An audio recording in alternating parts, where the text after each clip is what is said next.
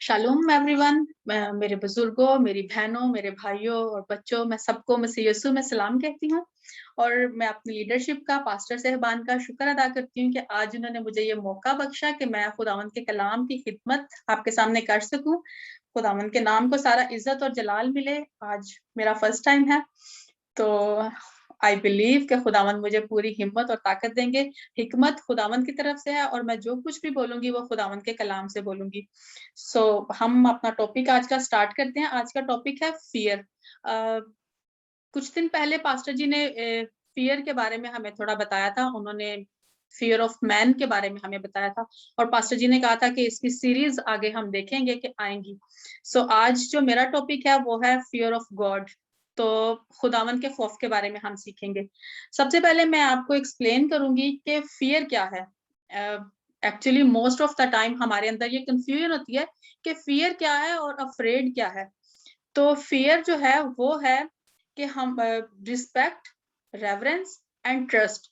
Reverence जो है वो डीपली रिस्पेक्ट है। जब हम किसी की रिस्पेक्ट करते हैं, दिली तौर पर किसी की इज्जत करते हैं और किसी पे एतमाद करते हैं, तो वो खौफ है, वो है फियर। और अक्सर जो है वो शैतान की कोशिश होती है कि वो हमारे दिलों में इस चीज को कंफ्यूज कर दे।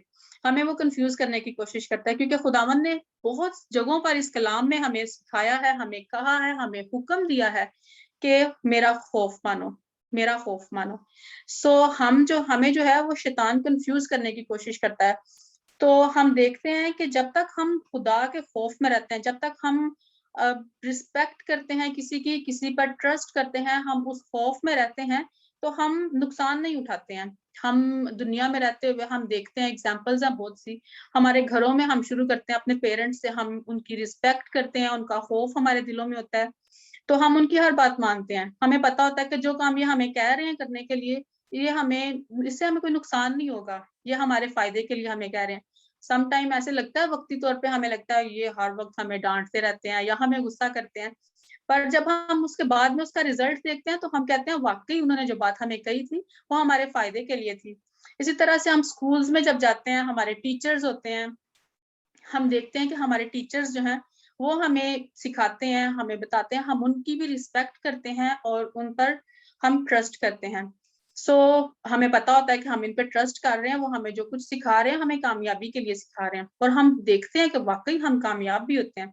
इसी तरह उसके बाद हम देखते हैं अपने रिलेशनशिप्स में, जब हम शादी के रिलेशन में आते हैं तो वाइफ हस्बैंड पे ट्रस्ट करती है, उसकी रिस्पेक्ट करती है, दोनों एक दूसरे की रिस्पेक्ट करते हैं। और हमें पता होता है कि अगर मैं अपनी एग्जांपल देती हूँ कि मुझे पता होगा कि मेरे हस्बैंड का किस बात से मूड खराब हो सकता है या कौन सी चीज उन्हें नहीं पसंद, तो मेरी कोशिश होती है कि मैं वो ना करूं। और इसी तरह से मेरे हस्बैंड की भी यही कोशिश होती है। एक दफा मेरे हस्बैंड ने मुझे पूछा, तू मुझसे डरती है? तो मैंने कहा पता नहीं क्या आंसर देना चाहिए मुझे इस बात का। मैंने कहा आप क्या चाहते हैं? तो कहते नहीं बता, तू मुझसे डरती है? मैंने कहा हाँ डरती हूँ कि कोई बात गलत ना हो जाए, हमारा रिलेशन खराब ना हो। तो एकदम मैंने पूछा, मैंने कहा आप भी डरते हैं मेरे से? तो वो कहते हैं नहीं, मैं नहीं डरता, लेकिन मैं तेरी इज्जत करता हूँ। तो जब मैं तेरी इज्जत करता हूँ तो फिर मैं सोचता हूँ कि कुछ ऐसा ना हो जिससे इसका मूड खराब हो या ये इसका दिल परेशान हो। हमने देखा कि फियर है क्या।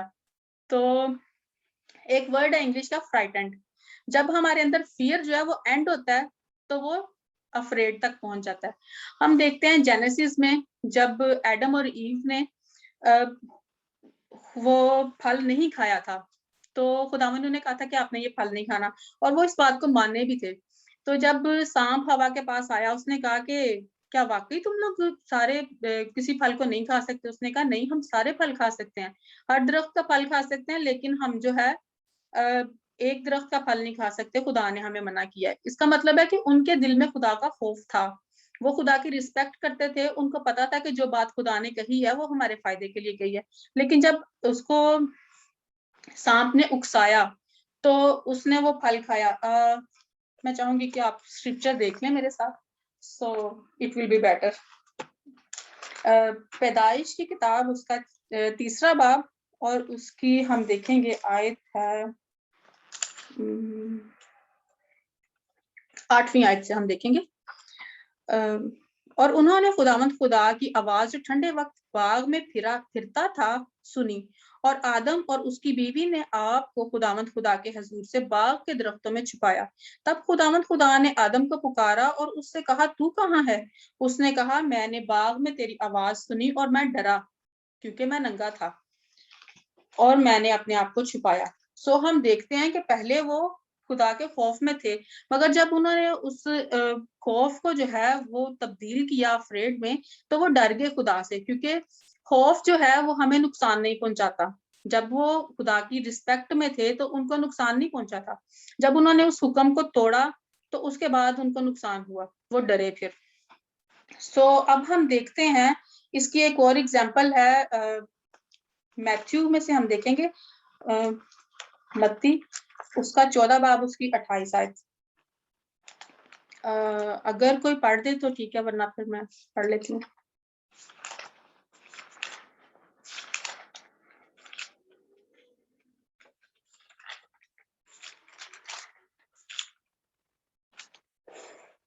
मत्ती उसका 14 बाब उसकी 28 आयत।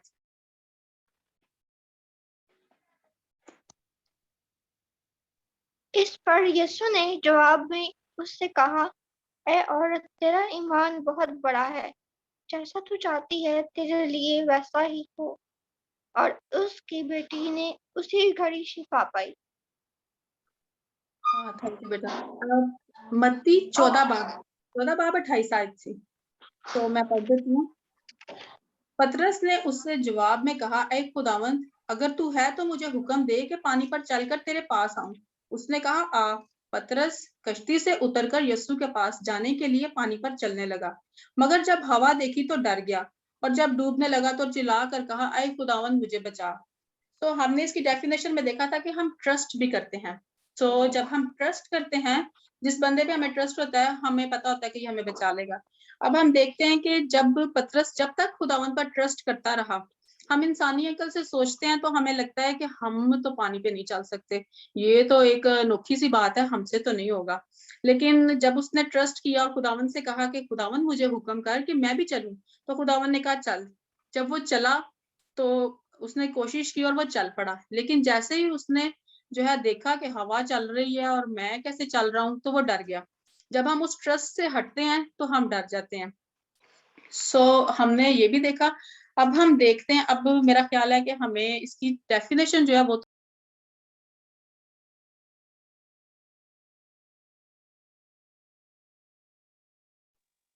माइक ऑफ हो गया।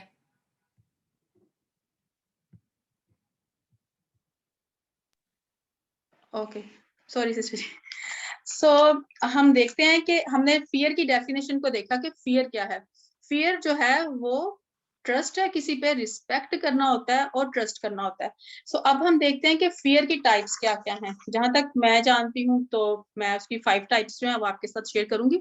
फियर ऑफ गॉड है, फियर ऑफ मैन है, फियर ऑफ सेल्फ है, अपने आप का भी डर होता है हमें, फियर ऑफ डेंजर है, और फियर ऑफ अननोन, किसी चीज का जब पता ही नहीं हो फिर भी उससे हम डरे जाते हैं कि पता नहीं क्या होगा, पता नहीं क्या होगा, अगर मैंने ये कर दिया तो पता नहीं क्या होगा। सो हम अब मैं अब एक्सप्लेन करूंगी फियर ऑफ गॉड क्या है।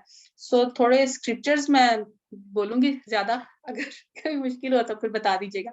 सो पहला स्क्रिप्चर हम देखेंगे जबूर 19:9। पिछले दिनों में पास्टर जी ने हमें कहा था, सबको कहा था ये जबूर याद करने के लिए।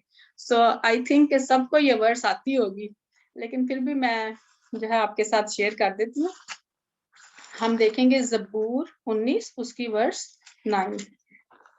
खुदावन के जिंदा पाकला मिलकर, खुदावन का खौफ पाक है, वो अबद तक कायम रहता है। खुदावन के एहकाम बरहक हैं और बिल्कुल रास्त हैं। खुदावन का शुक्र हो। खुदावन का खौफ जो है वो पाक है। खौफ हर तरह का होता है, लेकिन जो खुदा का खौफ है, जब हम खुदा के खौफ में रहते हैं तो वो पाक है, वो हमें पाकीज़गी की तरफ लेके जाता है, और वो अब्बद तक कायम रहता है, वो हमें अब्दियत में लेके जाता है। जब हम खुदा के खौफ में रहते हैं तो हम नुकसान नहीं उठाते हैं। हमें इस दुनिया में रहते हुए लगता है कभी कभी कि खुदा का कलाम हम ये बात मानेंगे तो पता नहीं क्या होगा। जैसे कि पास्टर जी ने हमें बताया था कि फियर ऑफ मैन, रिलीजन का हमें खौफ होता है, लोगों का खौफ होता है कि वो क्या कहेंगे कि ये अब कलाम सुनाने लग गया, ये अब दुआएं करने लग गया, ऐसी बातें बहुत सी सुनने को मिलती हैं, पहले तो ऐसे थे, अब ऐसे हो गए, अगर ये बंदा ऐसे कर सकता है तो बस फिर। लेकिन हम खुदा का शुक्र करते हैं कि जब हम खुदावंद के खौफ में रहते हैं तो वो हमें अब्दियत की तरफ लेके जाता है, क्योंकि ये दुनिया तो फानी है और जाना हमने अब्दियत में खुदा के साथ उसकी बादशाहत में है। सो खुदा के खौफ के वसीला से हम उस बादशाहत में दाखिल हो सकते हैं। जब हम उसके खौफ में रहते हैं, उसके हुक्मों को मानते हैं और उस सारी रास्तबाजी को मुकम्मल करते हैं, तो हम उसके साथ बादशाहत में दाखिल होते हैं। सो अब मैं दूसरा हवाला जो है वो आपके साथ शेयर करूंगी। अस्तिस्ना ड्यूटोनॉमी चैप्टर 6 वर्स 24। अगर कोई पढ़ दे तो इट विल बी गुड।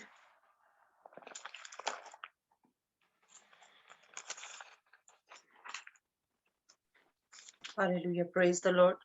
इस्तिश्ना की किताब उसका 6 बाब और उसकी 24 आयत में लिखा है, सो खुदावन ने हमको इन सब हकाम पर अमल करने और हमेशा अपनी भलाई के लिए खुदावन अपने खुदा का खौफ मानने का हुक्म दिया है, ताकि वो हमको जिंदा रखे जैसा आज के दिन जाहिर है। आमीन आमीन आमीन। सो हम देखते हैं पुराने अहद-नामा में खुदावन ने कहा कि जो हुक्म मैं देता हूँ, उनमें से हुक्म ये है कि खुदा का खौफ माने। सो जब हम खुदा का खौफ मानते हैं तो वो हमको जिंदा रखेगा जैसा कि आज के दिन जाहिर है। इसी तरह से हमने जो ज़बूर 19 में पढ़ा था कि खुदा का खौफ पाक है और वो अब्दियत तक हमें लेके जाता है। सो जब हम उसके हुक्म को मानते हैं, उसका खौफ मानते हैं, तो वो हमें जिंदा रखता है। जैसा कि आज के दिन जाहिर है कि ये उनके लिए, बनी इस्राइल के लिए था। सो हम देखते हैं कि हम जब खुदा के खौफ में रहते हैं तो हम हमेशा तक जिंदा रहते हैं, हम अब्दियत में रहते हैं खुदा के साथ। सो नेक्स्ट जो है इसका हम स्क्रिप्चर वो देखेंगे, ज़बूर 112 उसकी वर्स 1। इंग्लिश में मैं पढ़ दूंगी। ज़बूर 112 उसकी verse 1। Blessed is the man who fears the Lord, who delights greatly in his commandments. So हम देखते हैं कि जो खुदा के फियर को मानते हैं वो और उसके हुक्मों को मानते हैं, वो उनको खुदावंद अच्छी अच्छी चीजें देते हैं। अगर कोई उर्दू में पढ़ना चाहे तो पढ़ दें। ज़बूर 112 लिखा है और उसकी फर्स्ट वर्स, जी। मुबारक है वो आदमी जो खुदावंद से डरता है, खुदावंद के नाम की हमद हो। आमीन आमीन आमीन। सो हम इसमें देख रहे हैं कि जैसे जैसे हम उन वर्सेस को, स्क्रिप्चर्स को देख रहे हैं कि जहाँ पे खुदावंद ने कहा कि खुदावंद के खौफ को माने, उसके साथ खुदावंद ने ब्लेसिंग्स भी हमें बताई हैं कि जब हम उसके खौफ को मानेंगे तो हमें क्या क्या बरकतें मिलेंगी, हम मुबारक ठहरेंगे, हमें खुदा ब्लेस करेगा, हमें जिंदगी मिलेगी, हम जिंदा रहेंगे और हम अब्दियत में रहेंगे। खुदावंद का शुक्र हो कि वो हमें ये हिकमत देता है कि हम उसके कलाम में से सीखें और उसके खौफ में रहें जो कि पाक है। सो नेक्स्ट स्क्रिप्चर हम देखेंगे ज़बूर 115 उसकी वर्स 15। अगर कोई पढ़ दे तो थैंक यू। यहोवा जो आकाश और पृथ्वी का करता है, उसकी ओर से तुम आशीष पाए हो। आमीन आमीन आमीन। सो हमने देखा कि खुदावंद के जब हम खौफ में रहते हैं, ज़बूर 115 की 15 आयत में हमने देखा कि हम खुदावंद की तरफ से मुबारक होते हैं। सो उसके खौफ में रहें तो वो हमें मुबारक कहता है, हम खुदा की तरफ से मुबारक ठहराए जाते हैं। कितनी बड़ी बात है, इतना बड़ा हमारा खुदा, आसमान और जमीन को बनाने वाला खुदा, जिसने सारी कायनात को बनाया है, हर चीज उसके इख्तियार में है, वो हमें सिर्फ इतना कहता है कि मेरे खौफ में रहो। हम उसके खौफ को मानेंगे, उसके हुक्मों को मानेंगे तो वो हमसे खुश होगा, हमें वो मुबारक कहता है। कितनी बड़ी बात है। खुदावंद का शुक्र हो उसके प्यार के लिए। उसका प्यार हमारी समझ से बाहर होता है, लेकिन ये खुदा का रूह है जो हमें समझाता है कि हम जब उसके खौफ में रहते हैं, उसके कलाम पर अमल करते हैं, तो वो हमें कितनी बरकतें देता है, वो हमसे कितना खुश होता है। हम दुनियावी जिंदगी में भी देखते हैं, जब हम किसी के साथ रहते हैं, कुछ काम हमने करने ही होते हैं, हमारी ड्यूटीज होती हैं, तो अगर हम वो बस मजबूरी से करते रहें तो फिर अगला बंदा भी खुश नहीं होता। लेकिन अगर हम खुशी से करें, दिल से करें, तो उसकी वजह से अगला बंदा भी खुश होता है और हमें खुद भी इंटरनली जो है वो खुशी महसूस होती है। तो जब हम खुदा के हुक्म को मानते हैं, हम उसके खौफ में रहते हैं, तो ना तो हमसे कोई बदी हो पाती है, हम पर खुदा का जो प्यार है वो हम पर हमेशा पर कायम रहता है। शैतान हम पर कभी हमलावर नहीं हो सकता। अगर वो अटैक करने की कोशिश भी करता है तो भी खुदा जो है वो हमें उसमें से निकाल लेता है। नेक्स्ट हम देखेंगे इमसाल 10 बाब उसकी 27 आयत। इमसाल 10 बाब उसकी 27 आयत में लिखा है, खुदावंद का खौफ उम्र की दराजी बख्शता है, लेकिन शरीरों की जिंदगी कोता कर दी जाएगी। हालेलुया, हालेलुया, खुदावंद का शुक्र हो। खुदावंद का खौफ हमें उम्र की दराजी बख्शता है। हम नॉर्मली सोचते हैं अब इतनी जिंदगी गुजर गई है, शायद 10 साल हो रहे हैं, 20 साल हो रहे हैं, लेकिन जब हम खुदावंद के हुक्मों को मानते हैं, हम खुदावंद का खौफ मानते हैं, तो वो कहता है कि वो हमें उम्र की दराजी बख्शता है। उम्र छोटी नहीं होगी। हम अपनी जिंदगी के पूरे दिन पूरे करके, अपनी जिंदगी का मकसद पूरा करके फिर हम यहाँ से कूच करेंगे। हम खुदावंद का शुक्र करते हैं कि वो हमें बारहा आगाही देता है कि हमें किस तरह से अपनी जिंदगी को गुजारना है, कहाँ कहाँ पे हमें अपने आप को दुरुस्त करने की जरूरत है। बाज दफा हम खुदावंद के कलाम को पढ़ते हैं और हम बस अपने मतलब की बात निकाल लेते हैं, जो हमें लगता है कि ये आसान है, मैं कर सकता हूँ, और मैं ये भी कहूंगा कि मैं खुदा का कलाम भी मानता हूँ, और जो मुश्किल है मेरे लिए वो भी नहीं मैं करूंगा।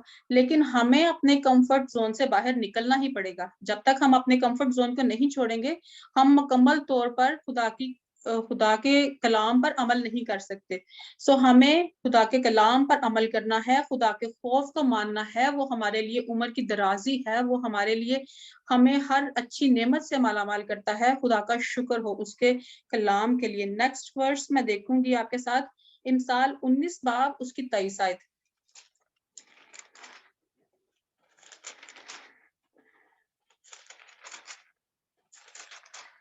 हाँ जी, खुदावंद के पाक कलाम में लिखा है, खुदावंद का खौफ जिंदगी बख्श है। हालेलुया। और खुदा तरस शेर होगा और बदी से महफूज रहेगा। खुदावंद का शुक्र हो। हर जगह पे हम यही देख रहे हैं कि खुदावंद के खौफ में रहेंगे तो हमें उम्र की दराजी मिलेगी, हमें जिंदगी मिलेगी, हमें सेहतयाबी मिलेगी, हम जिंदा रहेंगे, हम इस दुनिया में भी जिंदा रहेंगे और अब्दियत में भी जाकर खुदा के साथ बादशाहत में हम हिस्सादार होंगे। खुदा का शुक्र हो इस बात के लिए। सो नेक्स्ट वर्स मैं देखूंगी इमसाल 9 बाब उसकी 10 और 11 आयत।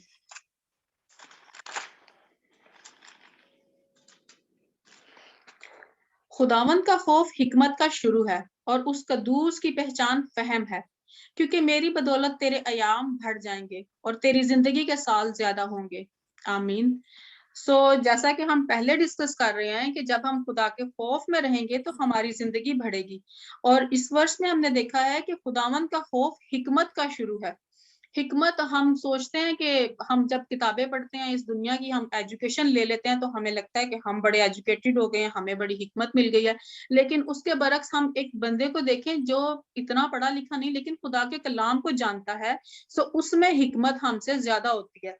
तो हम खुदा का शुक्र करते हैं इस बात के लिए कि खुदा ने ये जो पाक कलाम हमारी जिंदगी में हमें दिया है, ये हमारे लिए जिंदगी का जरिया है। जिंदगी गुजारने के तरीके खुदा हमें सिखाता है। वो हमें बताता है कि ये एक, मैं तुझे लाइन बता रहा हूँ कि तूने इस पे चलना है, ये कवानीन है, इन पे चलेगा तो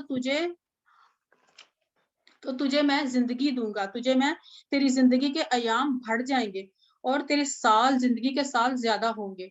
अब जब हम खुदा के खौफ में रहते हैं तो हम ये नहीं कह सकते कि मैं भाई जल्दी इस दुनिया से कूच कर जाऊंगा। हमें पता है कि हम खुदा के खौफ में रहते हैं तो हम अपनी जिंदगी के अयाम पूरे करके, अपने जो हमारा मकसद है इस दुनिया में आने का, हम उसे पूरा करके ही जाएंगे। तो खुदावंद का शुक्र हो इस स्क्रिप्चर के लिए। नेक्स्ट हम देखेंगे इमसाल 22 बाब उसकी 4 आयत।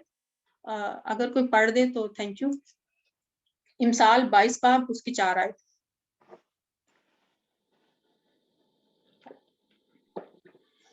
इंसाल 22 बाब 4 आयत में लिखा है, दौलत और इज्जत और हयात खुदावंद के खौफ और फरोतनी का अजर है। आमीन, आमीन, आमीन। खुदावंद का शुक्र हो। हमने देखा कि जैसे जैसे हम खुदा के खौफ के बारे में सीख रहे हैं तो हमें पता चल रहा है कि कौन कौन सी हमें बरकत मिलेगी।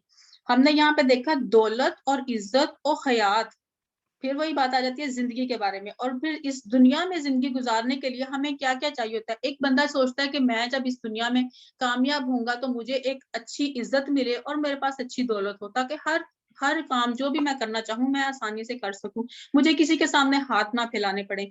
और हमारा खुदा इतना अजीम है, वो कहता है कि तू मेरा खौफ मान तो ये सब कुछ तुझे मिलेगा। क्योंकि जब हम खुदा के खौफ में रहते हैं तो वो हमें सब कुछ देता है। और हमने इसका सेकंड जो लाइन है, हिस्सा जो है वो हमने देखा, खुदावन के खौफ और फरोतनी का अजर है, दौलत भी, इज्जत भी और हयात भी। अब हम इसके लिए एक हवाला देखेंगे, दाऊद की हम मिसाल देखेंगे। दाऊद नबी ने जब उससे गुनाह सरजद हुआ, जो अक्सर हमें पास्टर जी भी बताते हैं कि जब वो फारिग था तो वो छत पे बैठ गया, तो वो इधर उधर देख रहा था, तो उससे गुनाह सरजद हुआ। और खुदावंद का नबी उसके पास आया, नातन नबी उसके पास आया। अगर हम ये स्क्रिप्चर देख लें, 2 सैमुएल उसका 12 बाब,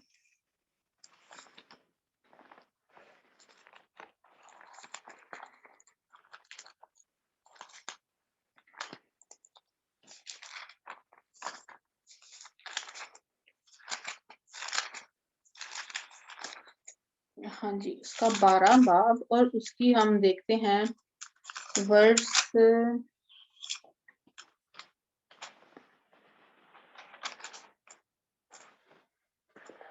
हाँ जी, इसमें से हमने देखा कि जब उससे खता होती है, नातन नबी जो है वो दाऊद के पास आता है। मैं ये सारा ही स्क्रिप्चर आपके लिए पढ़ देती हूँ।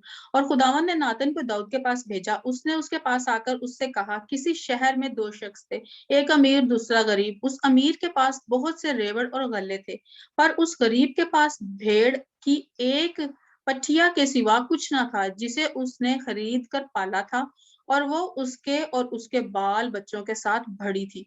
वो उसी के नवाला में से खाती और उसके प्याला से पीती और उसकी गोद में सोती थी, और उसके लिए बतौर बेटी के थी। और उस अमीर के यहाँ कोई मुसाफिर आया, सो उसने उस मुसाफिर के लिए जो उसके यहाँ आया था पकाने को अपने रेवड़ और गल्ला में से कुछ ना लिया, बल्कि उस गरीब की भेड़ ले ली और उस शख्स के लिए जो उसके यहाँ आया था पकाई। तब दाऊद का गजब उस शख्स पर बशिद्दत भड़का, और उसने नातन से कहा कि खुदावन की हयात की कसम, वो शख्स जिसने ये काम किया वाजिबुल कत्ल है, सो उस शख्स को उस भेड़ का चोगना भरना पड़ेगा, क्योंकि उसने ऐसा काम किया और उसे तरस ना आया। तब नातन ने दाऊद से कहा कि वो शख्स तू ही है। खुदावंद इस्राएल का खुदा यूं फरमाता है कि मैंने तुझे मसा करके इस्राएल का बादशाह बनाया, और मैंने तुझे साउल के हाथ से छुड़ाया, और मैंने तेरे आका का घर तुझे दिया, और तेरे आका की बीवियां तेरी गोद में कर दी, और इसराइल और यहूदा का घराना तुझको दिया। और अगर ये सब कुछ थोड़ा था तो मैं तुझको और चीजें भी देता।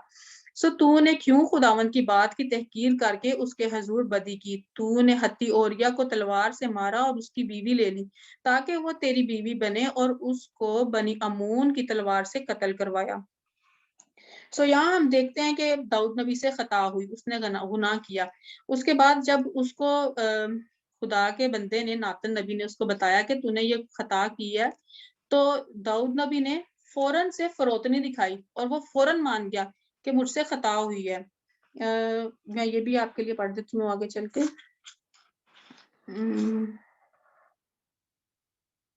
हाँ जी, ये है 13 आयत में।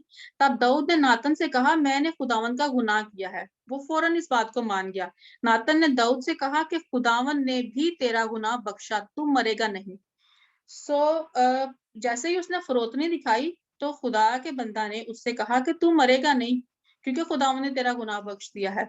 उसने फौरन उसे बताया, जैसे ही उसने अपनी खता को, अपने गुनाह को एक्सेप्ट किया, तो उसने उससे कहा कि तू मरेगा नहीं। जैसा कि हमने अभी देखा था इमसाल 22:4 में कि खुदावन जो है वो फरोतनी वो पसंद करता है, खुदा के खौफ में फरोतनी भी है।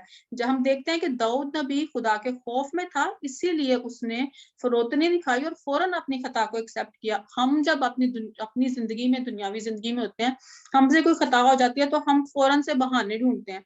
अगर पकड़ा गया, कोई खता पकड़ी गई है, किसी ने देख लिया कि ये गलती इसने की है, तो हम बहाने ढूंढते हैं कि हम आप क्या कहें, ये गिलास तूने नीचे गिरा दिया, तो हम कहेंगे पड़ा ही ऐसी जगह पे था कि वो गिर गया। हम एक्सेप्ट नहीं करते कि मुझसे गलती हुई है। हम उसके लिए अल्टरनेटिव ढूंढते हैं कि हम कैसे इस बात को कवर करें। उसने देखा कि मैं पकड़ा गया हूँ, तो उसने ये नहीं कहा कि मैं अब इस बात को कवर करूँ, फौरन से उसने कहा कि मैंने गुनाह किया। और आगे से हम देखते हैं कि खुदा के बंदे ने उससे कहा कि खुदा ने भी तेरा गुनाह बख्शा। उसने भी फौरन उसे जवाब दिया। उसने ये नहीं कहा चल ठीक है मैं फिर जाता हूँ, दुआ करता हूँ, मैं पूछूंगा खुदा से कि अब वो तूने ऐसे खता की है तो खुदा फिर आगे से क्या जवाब देता है। उसने फौरन कहा कि खुदा ने भी तेरा गुनाह बख्शा, तू मरेगा नहीं। सो हम देखते हैं कि जब हम खुदा के खौफ में रहते हैं, हम में फरोतनी होती है, तो हमें खुदा मरने के लिए नहीं छोड़ देता, खुदा हमें उम्र की दराजी देता है। खुदावंद का शुक्र हो इस बात के लिए। नेक्स्ट हम देखेंगे ज़बूर 33 उसके वर्स 18 और 19।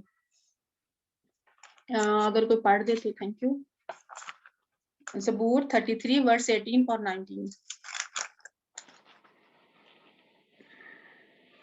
देखो यहोवा की दृष्टि उसके डरवैयों पर और उन पर जो उनकी करुणा की आशा रखते हैं बनी रहती है, कि वे उनके प्राण को मृत्यु से बचाए और काल के समय उनको जीवित रखे। आमीन। हालेलुया।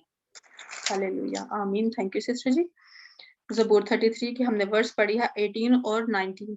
तो इसमें भी हम देखते हैं कि जो खुदावन से डरते हैं, खुदावन के खौफ में रहते हैं, खुदावन की शफकत उस पर रहती है और वो उसकी जान को मौत से छुड़ाता है। अब तक हमने जितने स्क्रिप्चर देखे हैं खुदा के खौफ में रहने के, हमने सब में यही देखा है कि खुदावंद हमारी जान को मौत से बचाता है। वो हमें मरने नहीं देता, वो हमें जिंदगी देता है, वो हमारी जिंदगी के सालों को बढ़ा देता है, वो हमें उम्र की दराजी देता है, वो हमें अच्छी सेहत में रखता है, वो हमें जिंदा रखता है। खुदावंद का शुक्र हो उसके कलाम के लिए कि वो बारहा हमें आगाह करता है कि खुदा के खौफ को मानो।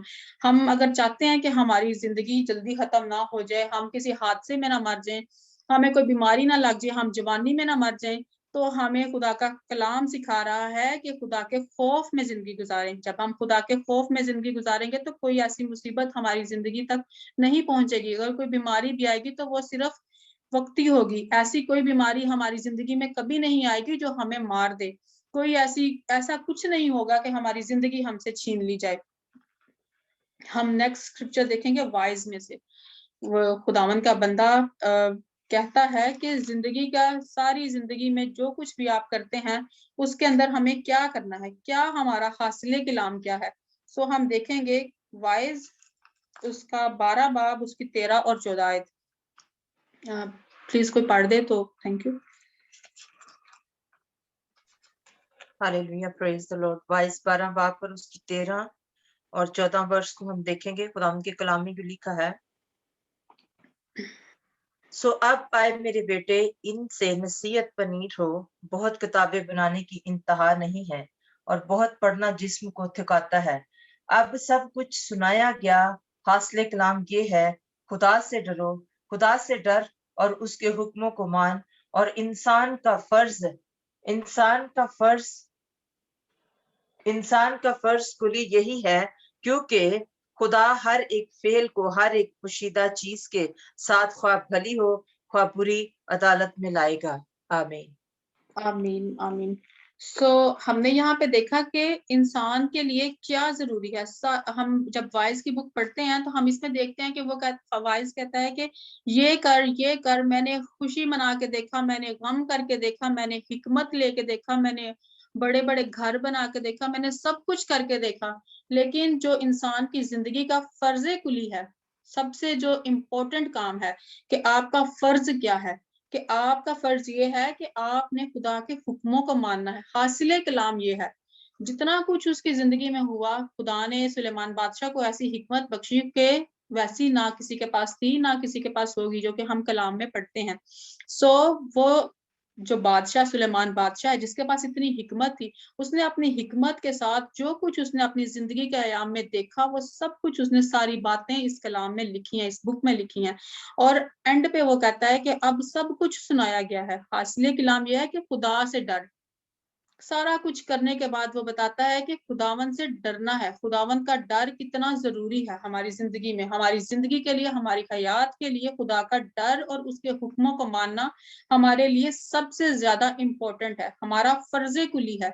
क्योंकि खुदा हर एक फेल को, हर एक पोशीदा चीज के साथ, ख्वाह भली हो ख्वाह बुरी, अदालत में लाएगा। कभी कभी हम सोचते हैं कि कोई अगर नेकी हो जाए तो सोचते हैं कि किसी ने देखा नहीं है, किसी को पता ही नहीं चला, ये मैंने किसी के साथ नेकी किया और उसे पता भी नहीं चला।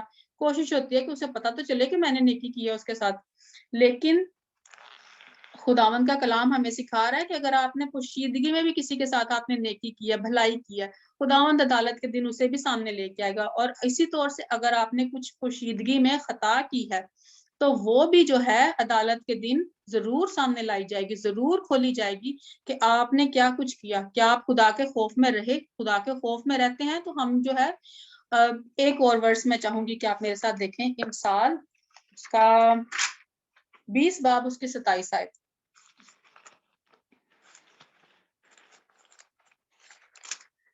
इमसाल 20 बाब उसकी 27 आयत। खुदावंद के कलाम में जो लिखा है, आदमी का ज़मीर खुदावंद का चिराग है जो उसके तमाम अंदरूनी हाल को दरियाफ्त करता है।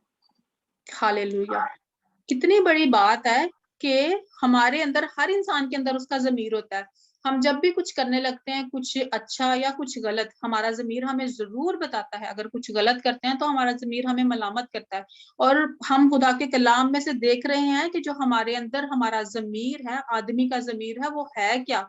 वो खुदावन का चिराग है। कितनी बड़ी बात है। खुदा का शुक्र हो कि खुदावन का चिराग हमारे अंदर है। वो हर वक्त हमें आगाही देने की कोशिश करता है। वो हर वक्त हमें बताता है कि क्या बात गलत है, क्या बात ठीक है, कैसे आप खुदा के खौफ में रहें, कैसे आप खुदा के हुक्मों को माने। आदमी का ज़मीर खुदावंद का चिराग है, वो उसके तमाम अंदरूनी हाल को दरियाफ्त करता है। हम कभी-कभी अंदर से कुछ होते हैं और ऊपर से कुछ होते हैं। ऊपर से हम अपने अंदर की कड़वाहट को छुपा रहे होते हैं और हम कुछ से कुछ बातें बना रहे होते हैं। लेकिन खुदा का शुक्र हो कि वो कहता है कि आदमी का ज़मीर खुदावंद का चिराग है और हमारे अंदर का तमाम अंदरूनी हाल को वो जानता है कि अगर हम ऐसा कह रहे हैं तो उसके अंदर वाक़ई हमारी नीयत साफ है। अगर हम ऐसा कह रहे हैं तो उसके पीछे हमारे दिल में क्या बात चल रही है, ये सारी बातें खुदावंद जानते हैं। अगर हम ऊपर-ऊपर से कह रहे हैं मैं खुदा का बड़ा खौफ मानता हूँ, ना, मैं ऐसे नहीं करूँगा, मैं ऐसे नहीं करूँगा। सामने किसी के ये कह दिया और पीछे बैठ के जो मर्ज़ी करते रहे। अब तो कोई देख नहीं रहा, चलो अब हम ये कर लेते हैं, अब हम ये कर लेते हैं, अब हम आराम से बैठ के टीवी भी देख लेंगे। इबादत तो बंद हो गई है। तो उसकी बजाय हम बेहतर है कि रात के टाइम में अगर हम उठ सकते हैं, हम ये टाइम अपना गुज़ार सकते हैं, तो हम खुदा की हज़ूरी में गुज़ारें। हम हर सब कुछ साथ लेके चलना चाहते हैं। हम चाहते हैं कि हम दुनियादारी भी रखें, हम दुनिया का हर काम भी करते जाएँ, सारा कुछ करें और हम खुदा को भी मानते जाएँ। हम ये भी कहें कि हम जी खुदा का खौफ भी मानते हैं, खुदा खौफी में ज़िंदगी भी गुज़ारते हैं, लेकिन हम जो है ना वो डबल पॉलिसी कर जाते हैं। आज के कलाम के वसीला से हम ये कोशिश करेंगे, हम ये सीखेंगे कि खुदा का खौफ जो है, वो हमारे लिए, हमारी हयात के लिए वो कितना ज़रूरी है। और जो कुछ भी हम करते हैं, जो बात भी हम करते हैं, वो सब कुछ खुदावंद जानते हैं। हम कोशिश करें कि हम ऊपर-ऊपर से दिखावे का ना बोलें कि हम खुदावंद से डरते हैं, खुदा का खौफ मानते हैं, हम खुदा खौफी की ज़िंदगी गुज़ार रहे हैं। हम कोशिश करें कि हम हकीकी तौर पर उस तरह से खुदावंद के साथ अपनी ज़िंदगियाँ गुज़ारें जैसा खुदावंद को पसंद है। जैसा वो चाहते हैं कि हम उनकी बातों को मानें, खुदा के हुक्म को मानें और खुदा के खौफ में रहें। खुदावंद का खौफ ये है कि हम खुदावंद के साथ प्यार करें, खुदावंद की रिस्पेक्ट करें और खुदावंद के हुक्मों को मानें। और हम कलाम में से ये भी सीखते हैं कि खुदावंद के अहकाम सख्त नहीं हैं, वो मुश्किल नहीं है। बस अगर हम अपना इरादा कर लें, हम नियत बनाएँ कि हम खुदा के कलाम को मानेंगे, हम उन हुक्मों पर अमल करेंगे, तो खुदावंद हमारे लिए राहें भी हमवार करते हैं और हमारे लिए सब कुछ आसान हो जाता है। हम वो सारे अहकाम को आसानी से मान सकते हैं और उस पर अमल भी कर सकते हैं। खुदावंद ही हमारे अंदर नेक काम करने की नीयत पैदा करते हैं। खुदावंद ही हमें हिम्मत देते हैं कि हम उस कलाम पर अमल करें। सारा इज्जत और जलाल हम खुदावंद के नाम को देंगे और खुदा से हिम्मत और ताकत मांगेंगे कि खुदावंद हमें अपने खौफ को मानने की हिम्मत और ताकत दें, ताकि हम सच्चाई के साथ हकीकी तौर पर जैसा खुदावंद चाहते हैं, हम वैसे खुदावंद के हुक्मों को माने और खुदावंद के पाक कलाम पर अमल करें। खुदावंद इस कलाम के वसीला से मुझे और आप सबको बहुत बरकत दें। खुदावंद का शुक्र हो। आमीन।